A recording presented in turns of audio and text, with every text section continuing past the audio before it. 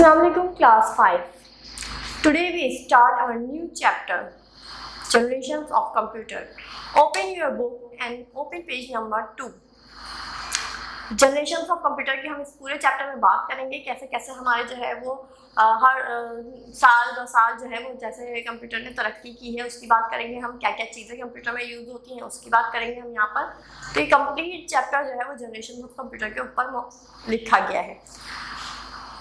आपके हाथ में जो आज आप कंप्यूटर इस्तेमाल करते हैं या लैपटॉप इस्तेमाल करते हैं या स्मार्टफोन इस्तेमाल कर रहे हैं, ये आपके पास अब आन के आपको ये इसकी जो कहना चाहिए इसकी जो शक्ल है ये अब आन के आपको नज़र आ रही है। बहुत छोटा है, पोर्टेबल है, कहीं पे भी उठाकर किसी वक्त भी कहीं पे भी बैठ के यूज़ किया जा सकता है इसको। ऐसा कोई हार्ड एंड फास्ट नहीं है कि आप एक ही जगह रखे रहें और उसको वहीं बैठ के यूज़ करना है। लेकिन पहले ये होता था कि जो है कंप्यूटर जो है वो एक ही जगह सेट कर दिया जाता था और उसको वहीं बैठ के यूज़ किया जाता था, उसको वहाँ से बार बार मूव नहीं किया जाता था क्योंकि वो बहुत ज़्यादा हैवी था। आज के साइज़ से उसका साइज़ बहुत बड़ा था तो इसलिए उसे बार बार मूव नहीं किया जा सकता था, उसको एक जगह रख दिया जाता था। आपकी बुक में जो बताया गया है इसमें जनरेशन के बारे में वो बताया गया है computers have change over the years. साल ब साल कंप्यूटर में क्या होती गई, चेंजेस होती गई, तब्दीली आती गई। Our journey start in 1940 with first generation of computer। हमारी जो जर्नी शुरू हुई वो 1940 में शुरू हुई अपने फर्स्ट जनरेशन ऑफ कंप्यूटर के साथ। यहाँ आपकी बुक में एक कैरेक्टर मौजूद है विज, जिसका नाम है विज। हमसे बातें कर रहा है और हमें बता रहा है चीज़ों से पूछ के कि कौन सी चीज़ क्या काम करती है क्या नहीं। इसमें जो कैरेक्टर आपकी पूरी बुक में जो एक कैरेक्टर है वो उसका नाम है विज। उससे ही हम तमाम चीज़ें बातें करके जो है वो हम पूरा चैप्टर समझते हैं। इसमें आए देखें विज क्या कह रहा है इस चैप्टर में। विज कह रहा है हु आर यू। अब विज जो है वो किससे पूछ रहा है? विज पूछ रहा है वैक्यूम ट्यूब से। I am a vacuum tube. विज ने सवाल किया, वैक्यूम ट्यूब ने उसका आंसर दिया। I am a vacuum tube. I am made up of wires which carry data in the form of electric current signals and a glass bulb। Vacuum tube ने बताया कि मैं जो हूँ वो वायर्स से बना हुआ हूँ और इलेक्ट्रिक सिग्नल को कैरी करता हूँ और इसके साथ साथ मेरे अंदर एक ग्लास बल्ब भी लगाया गया है। I am the core component of large electronic computers. मैं एक लार्ज इलेक्ट्रॉनिक कंप्यूटर का एक छोटा सा हिस्सा हूँ। I am run machines which weigh 30 ton. मैं एक ऐसी मशीन चलाता हूँ जिसका वजन 30 टन है। Fill an entire room. और उस पूरे को मैंने अपने वैक्यूम ट्यूब को क्या भरा हुआ है उसमें फुल ऑफ एंटायर रूम से भरा हुआ है। And perform thousand of math problems in a minute. और मैं क्या कर देता हूँ इन अ मिनट में, चुटकियों के अंदर जो मैं क्या कर देता हूँ अपने जो मैथ प्रॉब्लम्स है वो सॉल्व कर लेता हूँ। यानी जो हम उसको मैथ प्रॉब्लम्स प्रोवाइड कर रहे होते हैं वो क्या करता है उसको चुटकियों में सॉल्व कर लेता है विद इन अ मिनट में। But I need lot of electricity. मुझे बहुत ज़्यादा क्या चाहिए, इलेक्ट्रिसिटी की ज़रूरत है। विज को बता रहा है ये। So I get overheated and oven break down. अगर मैं ज़्यादा देर तक काम करूँगा और बहुत ज़्यादा जो है हीटअप हो जाऊँगा तो क्या हो जाऊँगा, ब्रेक डाउन हो जाएगा मेरा, मैं फिर काम नहीं कर सकूँगा। यहाँ पे देखिए बोर्ड पे अगर नजर डालें आप तवज्जो दें तो यहाँ पे वैक्यूम ट्यूब मैंने बनाई हुई है। देखिए वैक्यूम ट्यूब किससे बनी है, ग्लास बल्ब से बनी हुई है। इसके अंदर वायर्स का इस्तेमाल हो रहा है, ठीक है, वायर्स का इस्तेमाल हो रहा है इसके अंदर। और ये क्या इलेक्ट्रॉनिक सिग्नल के जरिए ये जो है वर्क करती है। ये आपकी पूरी वैक्यूम ट्यूब आप अपने बुक में भी देख सकते हैं, पेज नंबर 2 के ऊपर बनी हुई है वैक्यूम ट्यूब। ये इस तरह की नजर आती है वैक्यूम ट्यूब। अब आ जाइए पेज नंबर 3 के ऊपर। पेज नंबर 3 के ऊपर अब यहाँ पे बात हो रही है सेकेंड जनरेशन ऑफ कंप्यूटर की। We are now in late 1950s and early 1960s with second generation computer. First generation हमारी बात हुई थी 1940 में। 1940 में क्या आया था हमारे पास, वैक्यूम ट्यूब आ गई थी 1940 में। 1950 से लेकर 1960 तक जो है वो हमारे पास आया क्या, ट्रांजिस्टर। अब यहाँ विज पूछा है you don't look like a vacuum tube. तुम वैक्यूम ट्यूब जैसा तो नजर नहीं आते। तो ट्रांजिस्टर क्या जवाब दे रहा है वो सुनिए। आई एम अ ट्रांजिस्टर। ट्रांजिस्टर ने अपने आप को इंट्रोड्यूस करवाया अपने नाम के साथ। आई am a transistor. I carry electric current and control the flow of electricity in a computer. अब ट्रांजिस्टर ने कहा मैं जो हूँ वो कैरी करता हूँ क्या, इलेक्ट्रिक करंट को कैरी करता हूँ और कंट्रोल किसको करता हूँ, इलेक्ट्रिसिटी को, ताकि कंप्यूटर को प्रॉपर इलेक्ट्रिसिटी प्रोवाइड की जाए, उसका फ्लो बिल्कुल सही हो, बीच बीच में डिस्टर्बेंस ना हो उसमें। ट्रांजिस्टर बोल रहा है। I am a smaller and use less electricity than a vacuum tube. अब ट्रांजिस्टर ने क्या कहा, ट्रांजिस्टर ने कहा कि मैं बहुत कम बिजली यूज करता हूँ बनिस्बत किसके, वैक्यूम ट्यूब के। वैक्यूम ट्यूब ज़्यादा लेती है इलेक्ट्रिसिटी, जबकि ट्रांजिस्टर उससे कम इलेक्ट्रिसिटी यूज करता है। So I am a cheaper and more reliable, इसलिए मैं बहुत सस्ता हूँ वैक्यूम ट्यूब के आगे। एंड मोर रिलायबल, मुझ पर थोड़ा भरोसा ज़्यादा किया जा सकता है। The computers I am a part of are still big, मैं कंप्यूटर का पार्ट हूँ अब तक, यानी जितनी भी सदियाँ गुजर गई अब तक ट्रांजिस्टर यूज़ किया जा रहा है। 1950 में जो है वो इसको इंट्रोड्यूस करवाया गया था, 1960 तक इसका दौर चला। इसके बाद भी यानी आज भी ट्रांजिस्टर का इस्तेमाल किया जा रहा है। The computers I am a part of are still big and expensive, मैं आज भी कंप्यूटर का पार्ट हूँ और अब भी बड़ा मतलब बहुत अहम पार्ट हूँ और एक्सपेंसिव भी हूँ उसके हिसाब से। But large companies buy them because they are faster and very efficient, और बड़ी बड़ी कंपनीज खरीदती हैं, क्यों? क्योंकि मैं तेज़ काम करता हूँ और अच्छा काम करता हूँ। अब आ जाइए आप पेज नंबर 4 के ऊपर। पेज नंबर 4 के ऊपर बात हो रही है थर्ड जनरेशन ऑफ कंप्यूटर की। अब थर्ड जनरेशन ऑफ कंप्यूटर क्या है भाई? थर्ड जनरेशन ऑफ कंप्यूटर शुरू हुई हमारे पास ये वाली, ये जो है हमारे पास थर्ड जनरेशन ऑफ कंप्यूटर शुरू हुई 1970 से।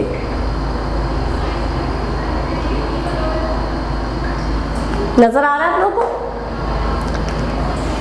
अब इन्होंने कहा we are in the 1970s now the era of the third generation of computer, यानी अब यहाँ से तीसरी जनरेशन का एरा शुरू हो गया है। अब विस पूछ रहा है you look like a baby transistor, अब इसको बोल रहा है, ट्रांजिस्टर को बोल रहा है। कौन बोल रहा है? विस बोल रहा है तुम look like a baby transistor, यानी तुम ट्रांजिस्टर के छोटे भाई लगते हो, ठीक है ना, बेबी ट्रांजिस्टर लगते हो तुम। अब ट्रांजिस्टर क्या बोल रहा है, यानी ये इंटीग्रेटेड सर्किट क्या बोल रहा है उसको? यू आर राइट, तुम सही कह रहे हो। ट्रांजिस्टर बिकम स्मॉलर, ट्रांजिस्टर छोटे होते हैं। And become a part of a silicon chip, और सिलिकॉन चिप जैसे मतलब सिलिकॉन के तरह बने हुए होते हैं। कॉल्ड अ सेमीकंडक्टर, सेमीकंडक्टर कहा जाता है उनको। I am called an integrated circuit, लेकिन मैं उसको बुलाता हूँ क्या? इंटीग्रेटेड सर्किट बुलाता हूँ मैं। Some people call me chip, कुछ लोग मुझे चिप भी कहते हैं। I am faster and more efficient, मैं बहुत तेज़ और अच्छा काम करता हूँ। देन माई फोरफादर्स, अपने से पहले वालों से ज़्यादा मैं अच्छा काम करता हूँ। आई कंडक्ट मोर इलेक्ट्रिसिटी, मैं थोड़ी ज़्यादा इलेक्ट्रिसिटी भी इस्तेमाल कर लेता हूँ। व्हेन हीट, लाइट और वोल्टेज इज इंक्रीज, अगर हीट, लाइट और वोल्टेज जब बढ़ जाता है। I M use in main frame and mini computer, मुझे ज़्यादातर मेन फ्रेम और मिनी कंप्यूटर्स के अंदर यूज़ किया जाता है या इस्तेमाल किया जाता है। अब आ जाइए इंटीग्रेटेड सर्किट अपने बारे में क्या बता रहा है। पहले तो विजुअल से पूछ रहा है पेज नंबर 5 के ऊपर। Why was the IC such an important invention, यानी इंटीग्रेटेड सर्किट जो है, ये वाला इंटीग्रेटेड जो सर्किट है ये कह रहा है ये क्यों इतनी अच्छी मतलब और इतनी अहम जो है वो इन्वेंशन मानी जाती है भाई। तो इंटीग्रेटेड सर्किट क्या कह रहे हैं? एन इंटीग्रेटेड सर्किट IC हम इसको इस्तेमाल करते हैं इसकी शॉर्ट फॉर्म, ठीक है ना, ये लिखा हुआ IC, इसकी हम ये शॉर्ट फॉर्म इस्तेमाल कर रहे हैं। IC carry electronic signal that tell the computer what to do, क्या करना चाहिए। IC are made from silicon, IC किससे बना हुआ है? इंटीग्रेटेड सर्किट एक ऐसे मटेरियल से बना हुआ है जिसको कहते हैं हम सिलिकॉन। सिलिकॉन रबड़ नुमा मटेरियल होता है, जैसे हम रेजर इस्तेमाल करते हैं ना अपनी कॉपीज़ के अंदर पेंसिल को मिटाने के लिए, तो इसी तरह जो है सिलिकॉन मटेरियल होता है रबड़ नुमा, लेकिन वो एक लिमिटेड हीट के ऊपर जाके मेल्ट होता है। उससे पहले हम उसको जितनी भी हीट दे दें वो मेल्ट नहीं होता। IC can read and flow bills of instruction पर सेकेंड, ये पर सेकेंड यानी सेकेंड से अंदर ये काम करता है। They are attach to the circuit board inside the computer, यानी ये इन कंप्यूटर के अंदर सर्किट बोर्ड के ऊपर मौजूद होता है IC यानी इंटीग्रेटेड सर्किट। नेक्स्ट लाइन पढ़ते हैं हम। Computers use chips to store and process data in the main processor. Computers क्या इस्तेमाल कर रहे होते हैं, छोटी छोटी चिप्स इस्तेमाल कर रहे होते हैं और स्टोर कर रहे होते हैं उसको। एंड प्रोसेस किस लिए स्टोर कर रहे होते हैं, ताकि उनका डाटा अच्छी तरह प्रोसेस किया जा सके इन द मेन प्रोसेसर के through. The CPU is the most important chip. CPU क्या है, हमारे पास एक बहुत अहम चिप है इन द कंप्यूटर के लिए। Without it the computer will not work. उसके बगैर हमारा कंप्यूटर काम ही नहीं कर सकता। अगर मैं ये कहूँ कि CPU जो है वो ब्रेन ऑफ द कंप्यूटर है, तो ये गलत नहीं। जैसे आपका दिमाग आपकी पूरी बॉडी को कंट्रोल कर रहा है, तमाम काम जो भी आप कर रहे हैं, हाथ मूवमेंट करना, स्पीकिंग करना, ठीक है ना, सोचना, थिंकिंग करना या देखना, ये तमाम चीज़ें जो हैं वो हमारा ब्रेन कंट्रोल करता है। हमारे पूरे बॉडी पार्ट्स में से हमारा ब्रेन जो है वो हमारे पूरे बॉडी पार्ट्स को या हमारी पूरी बॉडी को कंट्रोल कर रहा होता है कि हमें कब किस चीज़ के ऊपर रिएक्ट करना चाहिए, कब बोलना चाहिए। अगर हमारा ब्रेन खुदा ना खास्ता मफलूज हो जाता है या उसको कोई डैमेज हो जाए, कोई चीज़ डैमेज हो जाती है उसके अंदर, तो हम जो है वो ये तमाम चीज़ें सलाहियत खो देते हैं। बेशक हमारे तमाम बॉडी ऑर्गन्स बिल्कुल सही हो, कोई प्रॉब्लम नहीं हो, लेकिन सिर्फ ब्रेन में चोट लगी हो या हमारा ब्रेन किसी वजह से मफलूज हो जाए, तो हम अपने कोई भी बॉडी पार्ट से कोई भी काम नहीं ले सकते। इसी तरह कंप्यूटर का जो मेन पार्ट है, जिसको हम कहते हैं बहुत अहमियत रखता है उसके लिए, उसके बगैर कोई चीज़ कारामद नहीं है कंप्यूटर में, तो वो है हमारा CPU, जिसको हम कहते हैं ब्रेन ऑफ द कंप्यूटर। यहाँ तो आपकी बात हो गई इन तीनों चीज़ों की,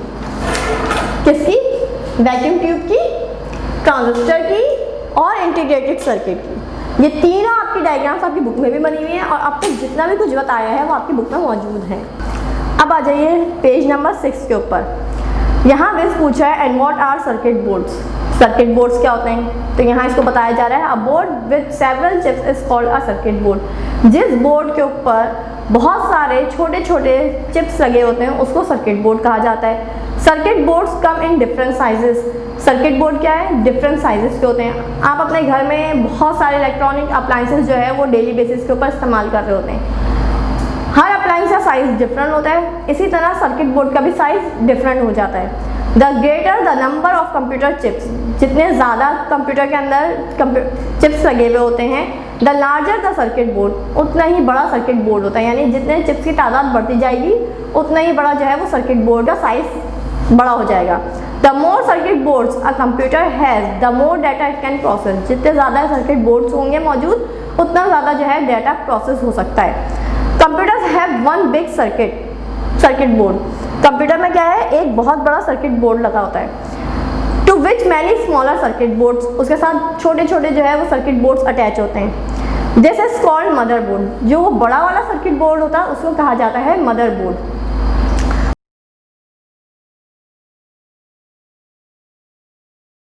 Nowadays we use microcomputers. Microcomputers are 4th generation computer. हमने अभी यहाँ 4th जनरेशन के बारे में जो पढ़ा तो उसमें ये बताया गया था कि 4th जनरेशन में माइक्रो कंप्यूटर्स का इस्तेमाल होता है। तो यहाँ पे भी वो बता रहे हैं कि micro computer are 4th generation computer. Micro generation computers क्या कहलाते हैं, 4th जनरेशन कंप्यूटर्स भी कहलाते हैं। हमने इससे पहले जो पढ़ा था वो हमने पढ़ा था first generation of computer. First generation of computer में हमने वैक्यूम ट्यूब के बारे में पढ़ा था और फिर इसके बाद हमने सेकेंड जनरेशन ऑफ कंप्यूटर में पढ़ा ट्रांजिस्टर के बारे में। इस तरह थर्ड जनरेशन ऑफ कंप्यूटर में हमने पढ़ा इंटीग्रेटेड सर्किट के बारे में। अब हम यहाँ पे नई चीज़ पढ़ रहे हैं 4th जनरेशन ऑफ कंप्यूटर में माइक्रो प्रोसेसर के बारे में। माइक्रो प्रोसेसर हमारा कुछ इस तरह का नज़र आता है कंप्यूटर के अंदर, बहुत छोटा सा होता है। यहाँ मैंने थोड़ा बड़ा करके बनाया हुआ है, इसको देखिए, ये माइक्रो प्रोसेसर कहलाता है। माइक्रो प्रोसेसर बोल रहा है I am a micro processor, मैं एक माइक्रो प्रोसेसर हूँ। I have an integrated circuit with electronic circuit and memory storage. I help to run a micro computer. मैं माइक्रो कंप्यूटर को चलने में या चलाने में मदद करता हूँ। यहाँ विस पूछा है the personal computer I use is micro computer. क्या जो हम अपने घरों में कंप्यूटर इस्तेमाल कर रहे होते हैं या पर्सनल कंप्यूटर इस्तेमाल कर रहे होते हैं उसमें क्या माइक्रो कंप्यूटर कहलाते हैं, तो उसने कहा जी ये माइक्रो कंप्यूटर कहलाते हैं।